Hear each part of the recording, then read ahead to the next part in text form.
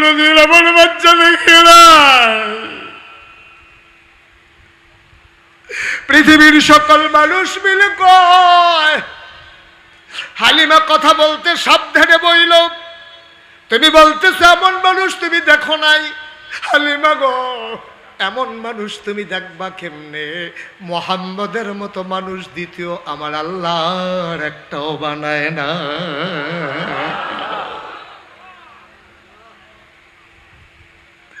কেমনে দেখবা তুমি এমন বাচ্চা?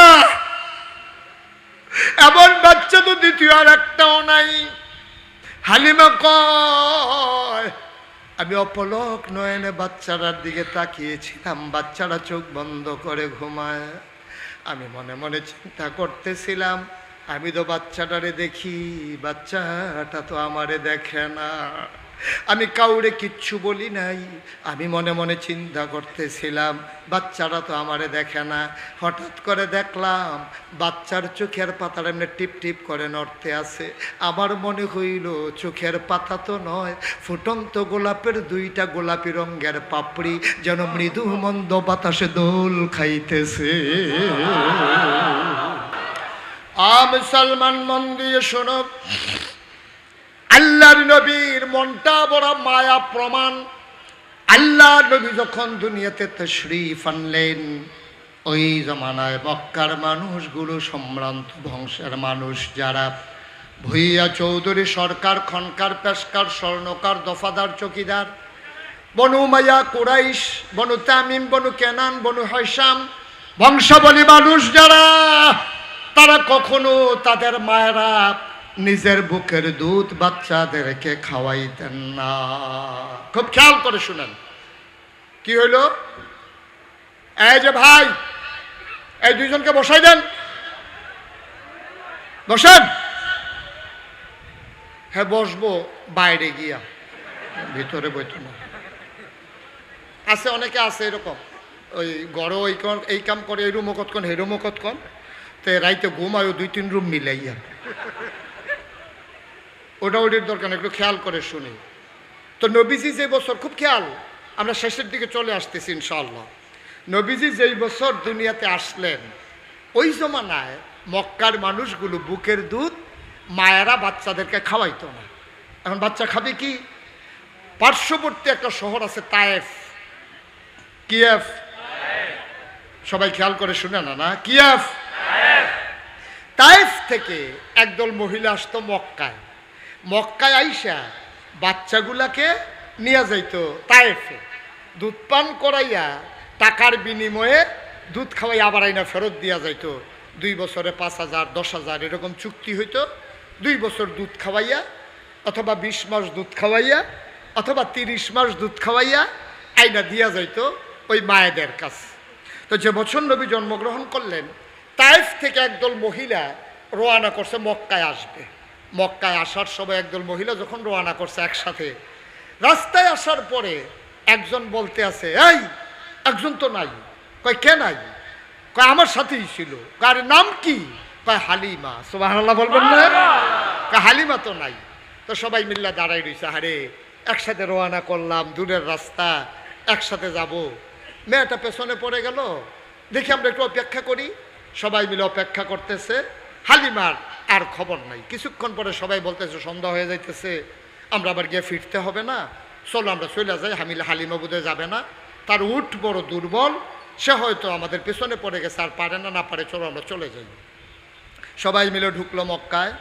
মক্কায় ঢুকে ধনী ধনী বাচ্চাগুলা, যেহেতু টাকার একটা ব্যাপার আছে, এখন যেই বাড়ির বাপ বিদেশ থাকে, আমেরিকা, ব্রিটেন, ফ্রান্স, জার্মানি, বড় ব্যবসা করে চিটগংয়ে, অথবা এমপি, মন্ত্রী, এইরকম ধনী মানুষের বাচ্চাগুলা সব মহিলারা একজন করে নিচ্ছে। নিয়ে যখন ফেরত যাইতেছে, তারা তায়েফের দিকে রওনা করছে, রাস্তার মাঝে গিয়া দেখে তারা যাইতেছে হালিমা, কথা কেন হালিমা, তারা ক্রস করছে রাস্তায়। তো রাস্তায় দেখা হয়েছে, পরে হালিমা দেখে সবার কুলের ভিতরে বাচ্চা। হালিমা বলতেছে, এই তোমরা কি সবাই বাচ্চা নিয়ে চলে আসছো? কত তোমার লেগে বইয়া থাকমু, অনেকক্ষণ আমরা বাকের ভিতরে খেয়ে দাঁড়াই আসলাম না, তুই আইস না, এই জন্য আমরা চলে গেছি, বাচ্চা লই আইয়া পড়ছি। তা হালিমায় কয় আর বাচ্চা নাই? কহ একটা বাচ্চা আছে, তার বাপ নাই, এতিম। আমরা খবরও লইছি না, কারণ টাকা দিলে কোত্থেকে দেবে এতিম মানুষ, এই জন্য আমরা খবর টবর নেই নাই। তুমি গেলে যাইতে পারো। তা হালিমা বড় হিসাবী মহিলা ছিল। হালিমা বলতেছে স্বামীকে যে স্বামী আমার এখন বাপ নাই, টাকা দিলে কয় টাকা দেবে, আমরা 2টা টাকার জন্যই তো আনবো, চলেন ফেরত চলে যাই, এই বছর বোধহয় আমাদের ভাগ্যে বাচ্চা নাই। হালিমার স্বামীর মনটা ছিল বলো নরম। তিনি হালিমাকে বুঝালেন, দেখো একটা বাচ্চা যেহেতু আছে আর আমরা যাইতেছিও একজন, নিশ্চয়ই এটার ভিতরে কোনো কুদরত আছে মাওলার, চলো যাই, এটার ভিতরে বরকত থাকতে পারে। অনেক বুঝাইয়া শোনাইয়া হালিমা মক্কা শহরে ঢুকছে। ঢুইকা কাবাগরের কেনারে যখন গেছে, গিয়া দেখে যে এক হুজুর দাঁড়াই রয়েছে। তো হুজুরে বলতেছে, ভাই এই আমি তো আসছিলাম আমরা মক্কায়। কয় কেন আসছিলেন? কয় শুনলাম এই গ্রামে নাকি একটা বাচ্চা আছে, তার বাপ নাই, বাচ্চার নাম মোহাম্মদ সাল্লাল্লাহু। এই বাচ্চাটার ঘর কোনটা? কো মোহাম্মদের জিজ্ঞেস করতেছেন? ওর আব্বার নাম তো মরহুম আব্দুল্লাহ, আমাদের আব্দুল্লাহ ভাই সাহেব, বড় ভালো মানুষ ছিল। তার মা আমেনা, তার দাদা আব্দুল মুত্তালিব কাবাঘরের মুতোয়াল্লি। ওই যে ঘরটা দেখা যায় এটাই তো মোহাম্মদের ঘর। সুবহানাল্লাহ বলবেন না? হালিমাতুস সাদিয়া, ওনারা ছিলেন 3 জন। হালিমা, হালিমার স্বামী আর হালিমা আর একটা দুধের বাচ্চা, নাম হইল আব্দুল্লাহ। তারা ওই ঘরের কিনারে গিয়ে দাঁড়ালেন। হালিমা বললেন, স্বামী আমার, এই আমেনার ঘরের ভেতরে কোনো পুরুষ নাই, আপনি অন্য পুরুষ ঢোকা ঠিক হবে না, আপনি একটু বাইরে দাঁড়ান, আমি ভেতরে যাই, বাচ্চাকে দেখে আসি, পছন্দ হইলে নেব, হইলে না। সুবহানাল্লাহ বলবেন। হালিমার স্বামী বললেন, ঠিক আছে আমি আব্দুল্লাহকে নিয়ে দাঁড়াই। হালিমার নিজের বাচ্চা আব্দুল্লাহকে নিয়ে হালিমার স্বামী বাইরে উটের কিনারে দাঁড়িয়ে রইলেন। হালিমাতুস সাদিয়া দরজায় গিয়ে দাঁড়ালেন। আসসালামু আলাইকুম। ভেতর থেকে জবাব আসলো, ওয়ালাইকুম আসসালাম। কে বাইরে দাঁড়িয়ে সালাম দেয়?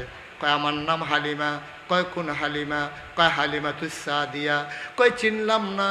কয় আমার বাড়ি তায়েফে। কয় কেন এসেছো? কয় বাচ্চা নিতে এসেছিলাম।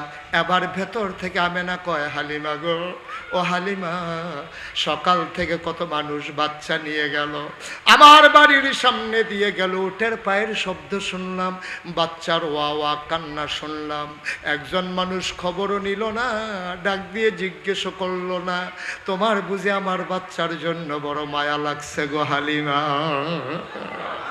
ও হালিমা, তোমার বুঝি বড় মায়া লাগছে গো হালিমা। আহলান সাহলান মারহাবা, মোস্ট ওয়েলকাম, আমার ঘরে তোমারে স্বাগতম। এবার হালিমা আস্তে করে ঘরের দরজায় ঢুকলেন। হালিমা ডাক দিয়া কয়, আমি ঘরের ভেতরে ঢুকি, দেখি মা আমেনা বিছানো আসন পেতে বসে আছে, আর কুলের ভিতরে একটা ছোট্ট শিশু ঘুমায়। এমন একটা সাদা রুমাল, এমন একটা সাদা রুমাল দিয়া বাচ্চার মুখটা এমন করে ঢাকা। সুবহানাল্লাহ বলবেন। আমি বললাম, হালিমা, ওই আমেনা আমারে ডাক দেয়া কয়, হালিমা বাচ্চাকে নিতে চাও? হালিমা ডাক দেয়া কয়, আমেনা বাচ্চার আগে দেখতে চাই, পছন্দ হলে নেব, নাইলে নাই। হালিমা আমেনা ডাক দেয়া কয়, দেখে নাও নয়ন ভরে। এবার হালিমা ডাক দেয়া কয়, দেখবো কেমনে? রুমাল দিয়ে ঢেকে রাখলে। কেমনে দেখবো? তুমি যদি এমন করে রুমাল দিয়ে বাচ্চার মুখ ঢেকে রাখো, আমি দেখবো কেমনে? কথা শোনার সাথে সাথে আমেনা টান দিয়ে মুখের পর্দা সরিয়ে দিলেন। হালিমা কয়, খোদার কসম, আমি জীবনে অনেক বাচ্চা দেখেছি, আমি অনেক শিশু সন্তান দেখেছি, খোদার কসম আমেনার কোলে মোহাম্মদের মতো এত সুন্দর বাচ্চা আমি আর জীবনে দেখি নাই।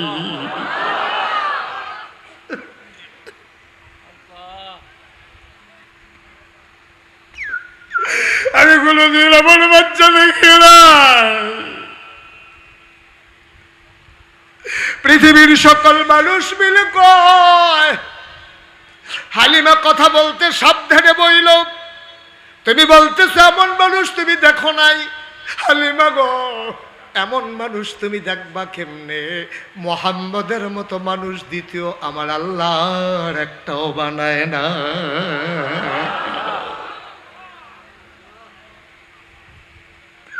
কেমনে দেখবা তুমি এমন বাচ্চা? এমন বাচ্চা তো দ্বিতীয় আর একটাও নাই। হালিমা কয় আমি অপলক নয়নে বাচ্চাটার দিকে তাকিয়েছিলাম, বাচ্চারা চোখ বন্ধ করে ঘুমায়। আমি মনে মনে চিন্তা করতেছিলাম, আমি তো বাচ্চাটারে দেখি, বাচ্চাটা তো আমারে দেখে না। আমি কাউরে কিচ্ছু বলি নাই, আমি মনে মনে চিন্তা করতেছিলাম বাচ্চারা তো আমারে দেখে না।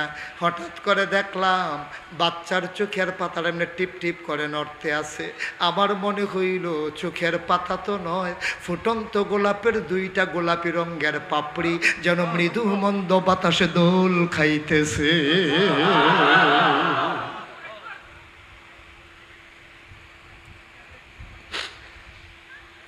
চোখ দুইটা তার খুলে গেল, আমার বাচ্চাটা আমার দিকে তাকাইল, আমিও তাকিয়ে আছি বাচ্চার দিকে। শিশু মোহাম্মদ আমার দিকে তাকিয়ে আছে। খোদার কসম আমি খেয়াল করে দেখলাম বাচ্চারা আমার দিকে তাকাইয়া ঠোঁটের কোনাটা বাঁকা কইরা হঠাৎ করে একটা মুচকি হাসি দিল।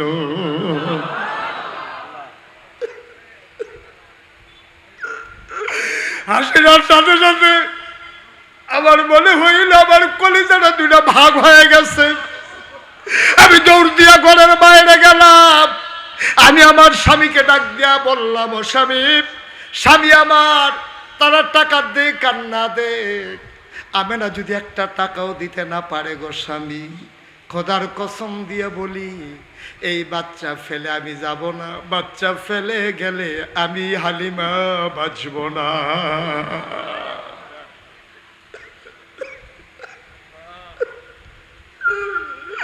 আমি বাঁচব না, আমি বাঁচব না, আমি বাচ্চা নেবই নেব, টাকা দিলে দেখ না দিলে নাই।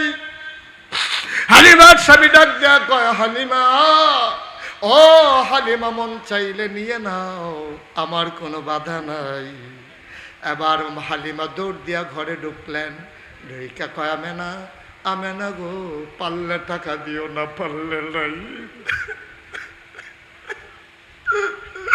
পারলে টাকা দিও না, পারলে নাই। আমিনা, দয়া করে বাচ্চাটা আমার কুলে দাও, আমি বাচ্চারা আমানতদারির সাথে রাখবো। আমেনা ডাক দেয়া কয়, হালিমা, এটা তো একটা আজব বাচ্চা গো হালিমা, তুমি তো এই বাচ্চার সম্পর্কে কিছুই জানো না, এটা বড় আজব বাচ্চা গো। এ বাচ্চা যখন পেটে এসেছে, বাচ্চা যখন পেটে আসে মায়েরা খাইতে পারে না, বমি বমি ভাব হয়, মাথা ঘোরায়। খোদার কসম আমার মোহাম্মদ যখন পেটে এসেছে আমি টেরে পাই নাই আমার পেটে বাচ্চা আছে নাকি নাই। বাচ্চা দুনিয়ায় আসার সময় কত মায়েরা বেহুশ হয়ে যায়, চিৎকার করে, টেনে টেনে নিজের চুল ফেলে ছিঁড়ে ফেলে। ও হালিমা, এই বাচ্চা বড় আজব বাচ্চা গো। ও হালিমা, এই বাচ্চাটা বড় আজব বাচ্চা। এই বাচ্চাটা যখন দুনিয়াতে আসে আর একটা পিঁপড়া কামড় দিলে আমি টের পাই। খোদার কসম আমার মোহাম্মদ যখন দুনিয়াতে আসে আমি একটা পিঁপড়ার কামড়ের মতো টের পাই নাই। হালিমা, হালিমা গো, এই বাচ্চারা বড় আজব বাচ্চা গো হালিমা। সে যখন দুনিয়াতে এসেছে এই চাঁদের টুকরা সন্তান আমার, তার বাপ নাই।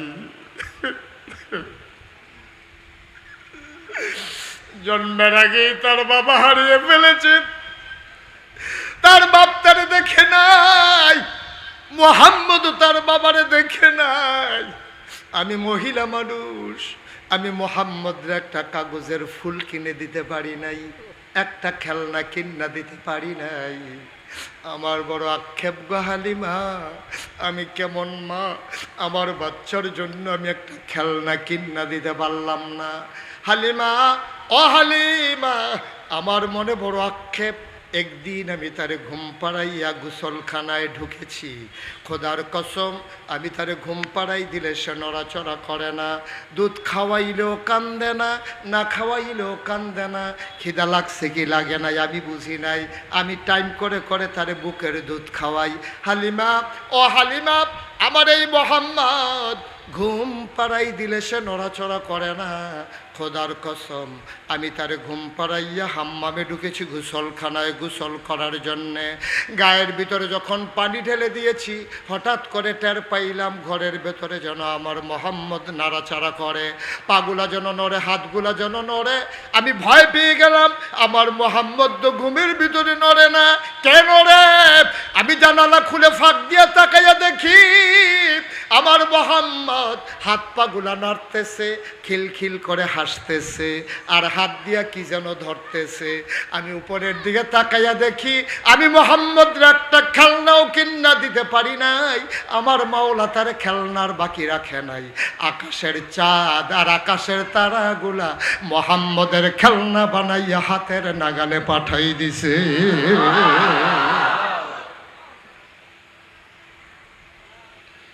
ও খাগড়াছড়ির মুসলমান, ও মানিকছড়ির মুসলমান, পার্বত্য এলাকার মুসলমান, এই নবী তোমার আমার নবী, তুমি নবীকে চিনো নাই?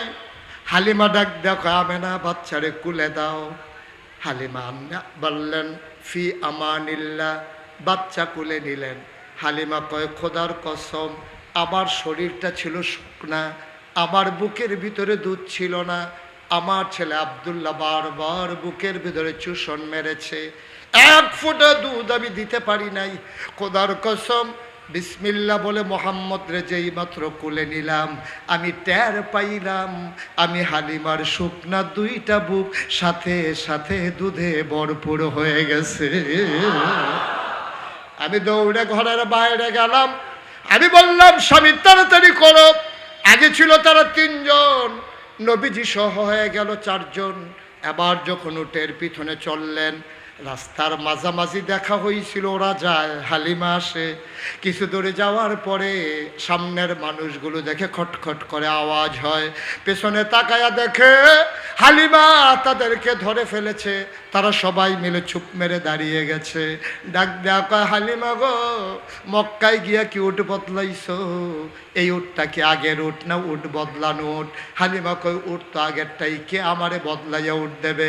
কয় মিথ্যা কথা বইল না, যে উট নিয়ে যাওয়ার সময় তুমি পেছনে পড়ে গেলা, আর এই উট নিয়ে আসার সময় 4 জন মানুষ নিয়ে আগের থেকে একজন বাড়ছে, তারপরেও তুমি কেমনে আগাই যাও?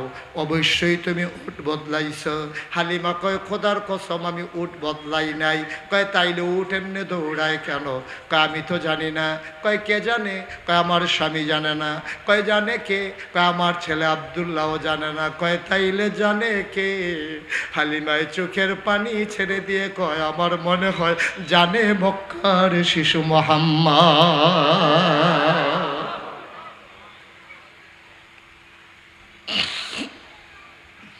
আমি নবীকে মানি,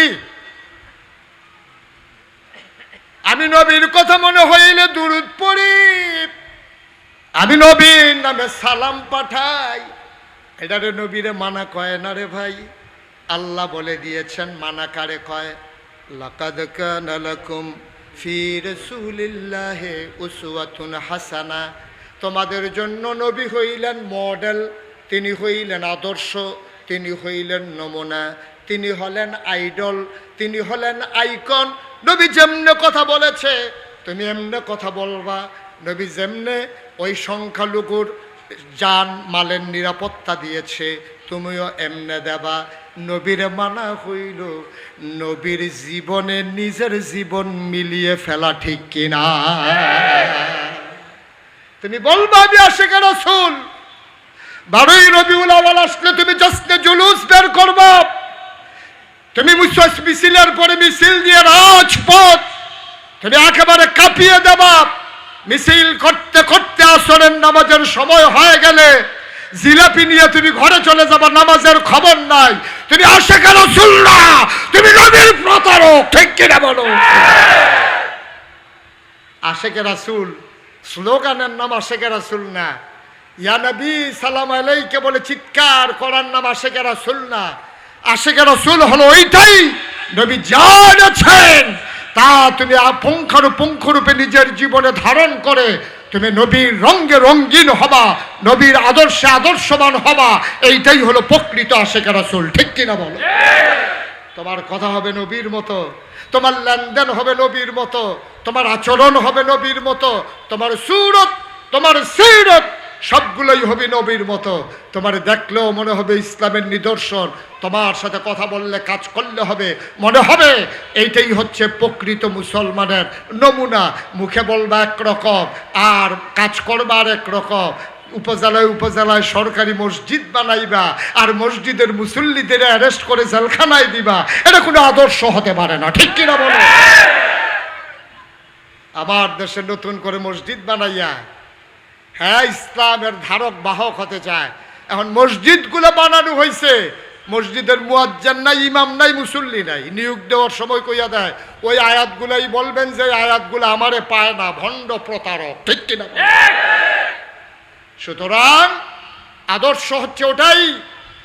এই আদর্শ মানতে গিয়া, নবীর রঙে জীবনকে লাগাতে গিয়া আমি বারবার বলেছি টিটকারি আসবে, মস্কারা আসবে, জেল জুলুম নির্যাতন হবে। মনে রাখবো দ্বিতীয়বারের মতো আমার সোনার ছেলেরা বুকের তাজা রক্ত দিয়ে 2024 সালের 5 আগস্ট যে নতুন সূর্যটাকে এনেছে, এই সূর্যকে ডুবতে দেওয়া যাবে না। ঠিক কিনা বলো? মনে রাখবা এই যারা এইরকম একটা পাপের রাজত্ব কায়েম করলো, যারা আজকে হারিয়ে গেল ইতিহাসের রাস্তা করে, কেউ তাদেরকে তাড়িয়ে দেওয়া লাগে নাই। তারা নিজেরাই মনে করেছে থাকার কোনো সুযোগ নাই। ঠিক কিনা? একটা লোক তাদেরকে বলে নাই যে তোমরা চলে যাও। তারা নিজেরাই জানে যেই কাম করছি ফাইলে উদাম কইরা সিহন জিংলা দিয়া ফাতফাত ফাতফাত। ঠিক কিনা কও? সেটা কেউ ধমক দেওয়া লাগে নাই, বলাও লাগে নাই, কারণ আমি তো জানি আমি কি করছি। ঠিক কিনা কন? কথা কেন? ঠিক কিনা কন? সুতরাং খুব সাবধান, খুব সাবধান, খুব সাবধান, চিন্তা করে চলা লাগবে। একবার আমাদের এলাকায় এক ব্ল্যাকদার তারে যখন চিনি লইয়া দৌড়ান দিছে, সে দৌড় দিকে ফানিতে মেলাইছে।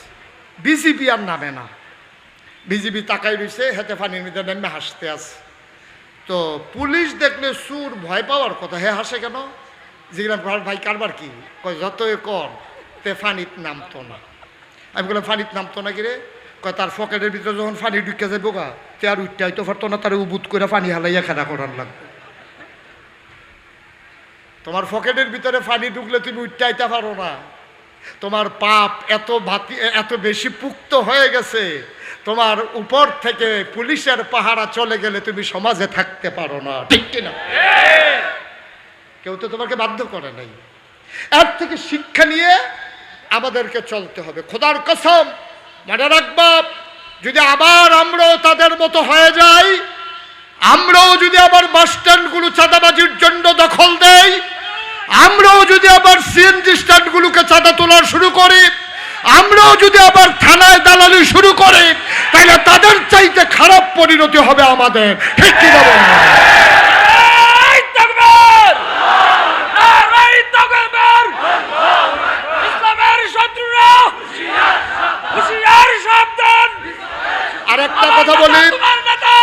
আরেকটা কথা বলি, আমি শেষের দিকে চলে যেতে চাই। মনে রাখবেন, আল্লাহর নবী যখন যুদ্ধের ময়দান থেকে ফেরত আসতেন, তিনি সাহাবাদেরকে বলতেন যুদ্ধের সাজ খোলা যাবে না, তোমাদের যে রণসাজ এটা খোলা যাবে না, প্রস্তুত থেকো। কারণ যখনই বিজয় আসে এর পেছনে আবার একটা আঘাত আসতে পারে। এই জন্য যদি তুমি ঘুমিয়ে যাও, আনন্দে থাকো, তাইলে কিন্তু তোমার আঘাতের মুখোমুখি হওয়া লাগবে। এটা নবীর শিক্ষা। সুতরাং 15 বছরের জগদ্দল পাথর বিদায় করে বাংলার মানুষ নতুন করে যে স্বাধীনতা পেয়েছে, মনে রাখা লাগবে যুদ্ধের সাজ খুলে নেওয়া যাবে না। যে কোনো সময় আঘাত প্রতিঘাত হয়ে ফিরে আসতে পারে, আমাদেরকে সজাগ থাকতে হবে ইনশাআল্লাহ। আমরা সজাগ থেকে অতন্ত্র প্রহরীর মতো, আমি আজকেও বলেছিলাম হারুন ভাইয়ের রুমে বসে, যে আমাদের হারুনুর রশিদ না, আমাদের হারুনুর রশিদ ভাইয়ের বাসায় বসে বসছিলাম, যে আগের চাইতে কাজ এখন যারা দেশপ্রেমী, যারা আল্লাহওয়ালা আগের চাইতে তাদের কাজ কি কমছে না বাড়ছে? কথা কথা কমছে না বাড়ছে? বাড়ছে। ঘরে সম্পদ ছিল না, এটা এক ভালো ছিল, সুর আসে নাই। হগিন্দি বেটির ঘরে জীবনে সুর যায় না। হ্যাঁ বেটি দরজা খুললা ঘুমায়, মানুষের জিগা কি গো কথা থাকলে না। তুমি যে দরজা খুললা ঘুমাও, যদি সুর আইয়ে কই সুর কি লেগে থাকলে না। সুতরাং যার ঘরে সম্পদ নাই তার চুরির কোনো ভয় নাই, যার ঘরে সম্পদ আছে তার চুরির ভয় আছে। এখন আমাদের কাছে 2024 সালের 5ই আগস্টের পরে মহামূল্যবান স্বাধীনতা নামক একটা সম্পদ আছে। সুতরাং আমরা যারা এই সম্পদের মালিক, আমরা রাত জায়গায় জায়গায় অতন্ত্র প্রহরীর মতো পাহারা দিতে হবে, আবার এই সম্পদ যেন কেউ লুণ্ঠন করতে না পারে। ঠিক কিনা বলেন? পাহারা দিয়ে দিয়ে আমাদেরকে টিকিয়ে রাখতে হবে। আমি বলি, বাংলাদেশে সংখ্যালঘু সংখ্যাগরিষ্ঠ বলতে কোনো শব্দ নাই।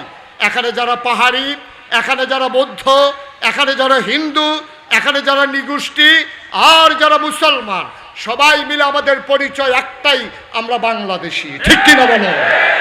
এর বাইরে আমাদের কোনো পরিচয় নাই। এই 56,000 বর্গ মাইলের প্রতিটি ইঞ্চি ইঞ্চি জায়গা আমাদের কাছে আমানত। সুতরাং কে হিন্দু, কে বৌদ্ধ, কে খ্রিস্টান, কে পাহাড়ি, কে বাঙালি, এই পার্থক্য করার সুযোগ নাই। কাঁধে কাঁধ মিলিয়ে সবাই মিলে আমার বাংলাকে কাগজে পত্রে নয়, প্রকৃত অর্থে আমরা সোনার বাংলা বানাতে চাই। ঠিক কিনা বলো? এই বাংলা তোমার বাংলা, এই বাংলাদেশ আমার বাংলাদেশ। সবাই মিলে আমাদের বাংলাদেশকে আমরা ভালো রাখবো। আর সবচেয়ে বড় কথা, মহান বিজয় করতে গিয়ে আমাদের অনেক পাপ জমা হয়ে গেছে। মনের অজান্তে আমরা অনেক গুনাহ করে ফেলেছি। আমার মন সাক্ষী দিয়েছে, 33 বছর আমি মুশতাক ফয়েজি ওয়াজ করি। 33 বছর হয়ে গেছে। মাহফিলে কদম দিলে মাহফিলের ওজন বুঝি। আজকে আপনাদের এই মাহফিলে কদম দিয়া আমার মন সাক্ষী দিয়েছে, আপনাদের মাহফিল আল্লাহ কবুল করে নিয়েছে। সবাই মিলে আজকে একটু দোয়ার দরকার আছে নাকি নাই? তাওবা করার দরকার আছে নাকি নাই? এখন তওবা হয়ে যাবে। সবাই বসেন, যারা পারেন দেন, আর আমার সাথে বাকিরা পড়েন। আউযু বিল্লাহি মিনাশ শাইতানির রাজিম। বিসমিল্লাহির রহমানির রহিম। আস্তাগফিরুল্লাহ রাব্বি মিন কুল্লি যামব ওয়া আতুবু ইলাইহি লা হাওলা ওয়ালা কুওয়াতা ইল্লা বিল্লাহিল আলিয়্যিল আযীম। হে আল্লাহ, ইচ্ছায় অনিচ্ছায়, প্রকাশ্যে গোপনে, শয়তানের কুমন্ত্রণায় পড়ে, নফসের তাড়নায় পড়ে জীবনে যত গুনাহ করেছি, কবিরা সগীরা শিরক বেদাত, সমস্ত গুনাহ থেকে খালেস অন্তরে তাওবা করতেছি। হে আল্লাহ, গুনাহ মাফ করে দাও, তাওবা কবুল করে দাও। আশহাদু আল্লা ইলাহা ইল্লাল্লাহু ওয়াহদাহু লা শারীকা লাহু ওয়া আশহাদু আন্না সাইয়্যিদানা হাবিবানা মাওলানা মুহাম্মাদান আবদুহু ওয়া রাসূলুহু সাল্লাল্লাহু আলাইহি ওয়াসাল্লাম। আমিন আমিন আল্লাহুম্মা আমিন। রব্বানা যালামনা আনফুসানা ওয়া ইল্লাম তাগফির লানা ওয়া তারহামনা লানাকুনান্না মিনাল খাসিরিন। রব্বানা আতিনা ফিদ দুনিয়া হাসানাতাও ওয়া ফিল আখিরাতি হাসানা ওয়া কিনা আযাবান নার। আয় আল্লাহ তাআলা, তোমার কুদরতি পায়ে ধরে ভিক্ষা চাই, আমাদের জীবনের গুনাহগুলো তুমি মাফ করে দাও। এই জীবনে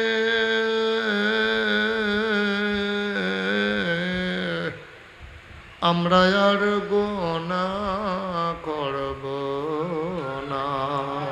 বলেন আল্লাহ আল্লাহ আল্লাহ। এই জীবনে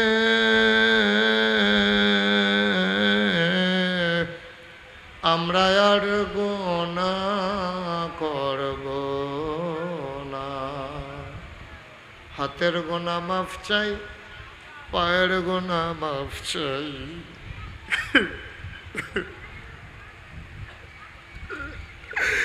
চোখের গুনাহ মাফ চাই, মুখের গুনাহ মাফ চাই, সমস্ত অঙ্গ প্রত্যঙ্গের গুনাহ মাফ চাই। এই জীবনে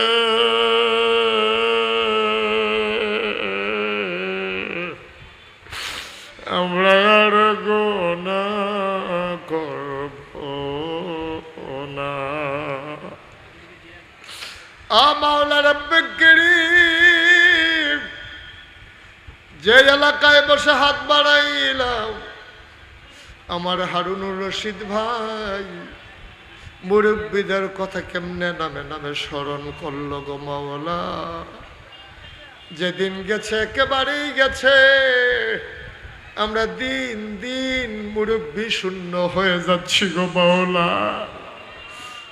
আয় আল্লাহ, আমাদের বংশধর যারা কবরে, তাদের কবর গুলারে তুমি মাওলা জান্নাতের টুকরা বানাইয়া দাও। আব্বা আম্মার কবরে আর আযাব দিও না, বলেন আল্লাহ।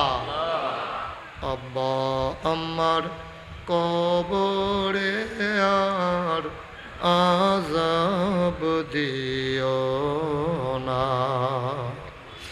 দাদা দাদির কবরে আর আযাব দিও না।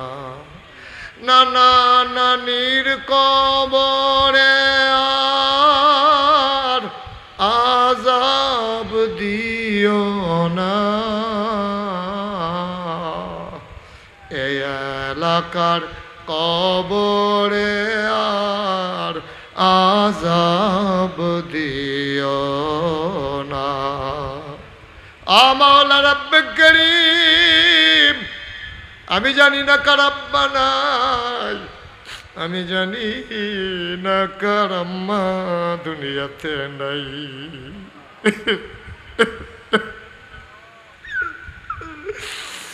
আব্বা যার নাই, বাবা বলে ডাকতে মন চায়, বাবা বলে ডাক দিতে পারো না। মা যার নাই, হার মা, মা ওই মা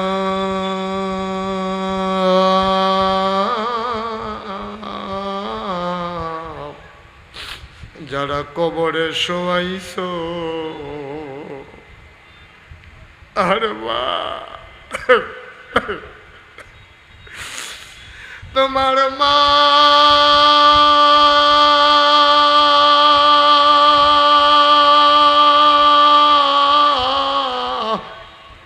কবরে শুয়া শুয়া কান্দে রে, তোমার ওই চোখ নাই, তুমি মায়ের চোখের পানি দেখো না। তোমার মা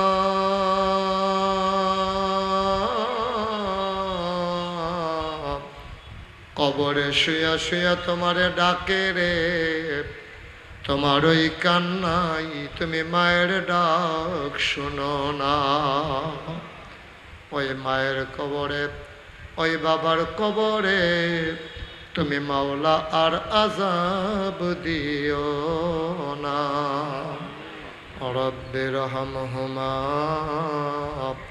কামা রব্বায়ানি সগীরা, রব্বির হামহুমা কামা রব্বায়ানি সগীরা।